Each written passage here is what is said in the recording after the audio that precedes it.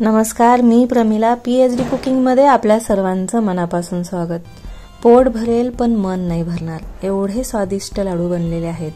त्यासाठी साहित्याचं प्रमाण कसं घ्यायचं, पीठ कसं मळायचं, शेव तळताना नेमकी तुपातून कधी बाहेर काढायची, पाक कसा बनवायचा आणि लाडू मऊ बनण्यासाठी काय करायचं याबाबतच्या सर्व टिप्स मी या व्हिडिओमध्ये शेअर केलेल्या आहेत। त्यासाठी व्हिडिओ शेवटपर्यंत नक्की पहा। रेसिपी आवडली तर लाईक करा, चॅनलला सबस्क्राइब करा। चला तर मग रेसिपीला सुरुवात करूया। तर मी इथं अर्धा किलो बेसन घेतलेले। घरी तयार केलेले डाळीचं पीठ न घेता मार्केटमधले हिरा बेसनाच्या लाडूसाठी वापरायचं, त्यामध्ये लाडू चविष्ट होतात। साखर 475 ग्रॅम आहे, म्हणजे पिठापेक्षा 25 ग्रॅम कमी वापरली आहे। तुम्हाला आणखी थोडं गोड हवं असेल तर पिठाचं आणि साखरेचं वजनाला वजन असं प्रमाण पण घेऊ शकता। पीठ मळण्यासाठी आणि पाकासाठी पाणी लागणार आहे, त्याचं प्रमाण आपण पीठ मळताना पाहूया। विलायची पावडर आणि केशर काढा। तर याचं कपाचं प्रमाण पाहायचं झालं तर बेसन असं गच्च दाबून घेतल्यानंतर ते 3 कप आणि 1/3 कप भरलेलं आहे। बाकीच्या साहित्याचं प्रमाण पण मी डिस्क्रिप्शन बॉक्समध्ये दिलेलं आहे, पण शक्यतो लाडू बनवताना पिठाचा वाटीनुसार अंदाज चुकू पण शकतो, त्यामुळे साखर पीठ वजनी काट्यावर मोजूनच घ्यावं। आता पहिली स्टेप पीठ मळण्याची। तर त्यासाठी पीठ चाळून घ्यायचं, म्हणजे त्यातील ज्या गुठळ्या असतात त्या मोडतात। त्यात चिमूटभर मीठ टाकायचं आणि ते चांगलं मिक्स करून घ्यायचं आणि त्यामध्ये आता पाणी ॲड करायचं। साधारणतः पिठाच्या निम्म्या वजनापेक्षा थोडंसं जास्त पाणी लागतं। मी सुरुवातीला 250 ग्रॅम पाणी घेतलेलं आहे आणि पुन्हा 50 ग्रॅम जास्त पाणी मिसळल्यावर पिठाला बघा अशी कन्सिस्टन्सी आलेली आहे। आपण शेव बनवतो ना, त्यापेक्षा जरासंच पातळ इथं आपल्याला बनवायचं आहे, कारण की ही शेव आपल्याला मऊ करायची आहे। आता दुसरी स्टेप आहे शेव तळण्याची। कढईमध्ये साधारणतः 400 ग्रॅम पर्यंत तूप घ्यायचं। कढई थोडी मोठीच वापरायची, का तर ते मी तुम्हाला नंतर सांगतेच। आता हे जे लाडू आहेत ते तेलामध्ये पण करतात, परंतु तुपामध्ये बनवलेली जी चव आहे ती अतिशय अप्रतिम लागते। तूप गरम होईपर्यंत साच्याला आतून तूप लावायचं, जरासा पाण्यात हात ओला करायचा आणि बॅटर साच्यात भरायचं। बॅटर खूप चिकट असतं, हात ओला केल्यामुळे काय होतं ते हाताला चिकटत नाही आणि साच्यामध्ये भरणं फार सोपं जातं। आता तुपामध्ये पिठाची लहान गोळी टाकून बघायची, ती तळून वर आली की समजायचं शेव तळण्यासाठी तूप योग्य प्रमाणात गरम झालेलं आहे। मग त्यात शेवचा घाणा तळून घ्यायचा। गॅस जरासा मोठाच ठेवायचा। बघा, शेव टाकल्याबरोबर तुपाचा खूप फेस होऊन वर येतो। इथं जर लहान कढई वापरली आणि तूप जास्त घेतलं तर ते हमखास उतू जाऊ शकतं, त्यामुळे इथं कढई मोठी घेण्याची दक्षता नक्की घ्यायची।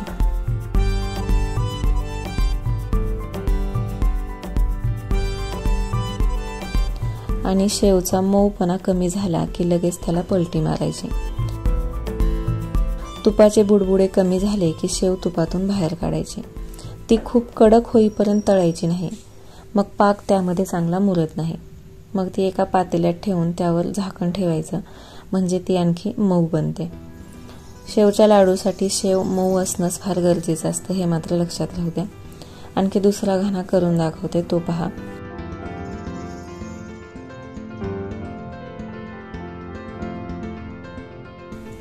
बघा, बुडबुडे कमी झाले की शेव बाजूला काढायची। ती खूप कडकही होऊ द्यायची नाही आणि खूप मऊ पण ठेवायची नाही, नाहीतर अति मऊ घाणा काढला तर कच्चा राहू शकतो।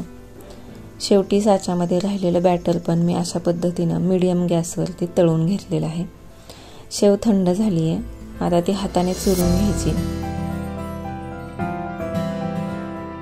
आणि मिक्सरच्या भांड्यामध्ये मिक्सर चालू बंद करत बघा अशी बारीक करायची।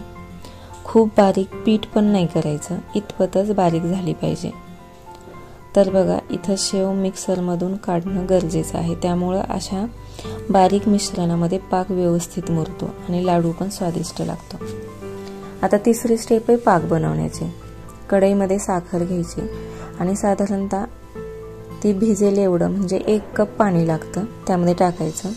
मी यामध्ये केशर काड्या पण टाकलेल्या आहेत, त्याऐवजी तुम्ही फूड कलर पण वापरू शकता। गॅस मोठा ठेवायचा आणि साखर ढवळत राहायचं। पाण्याला उकळी आली की मग गॅस बारीक करायचा। आता इथून पुढे अर्धा ते 1 मिनिटामध्ये पाक तयार होतो। इथं आपल्याला 1 तारीच पाक करायचा आहे। त्याची पाण्यात गोळी होईल किंवा तार कडक बनण्या इतपत तो पुढे नाही जाऊ द्यायचा.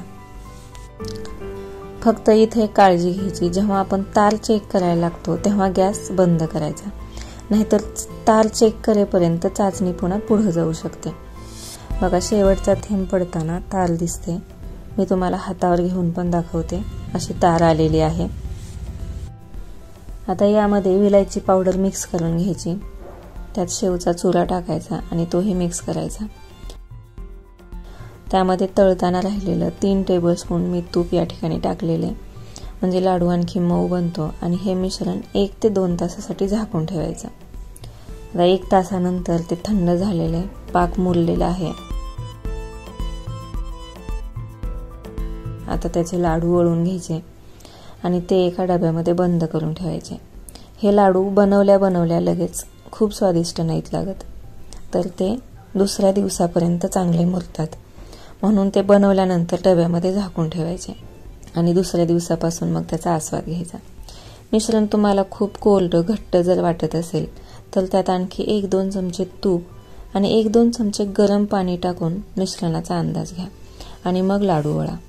माझ्याकडून जरा ते थोडेसे लहान मोठे बनलेले आहेत, पण जरा मीडियम साईजचे बनवले तर या प्रमाणामध्ये 30 ते 33 लाडू तयार होतात. तर नक्की बनवून पहा. फक्त गोडाचे पदार्थ जपूनच खा. सोबत व्यायाम करायला विसरू नका.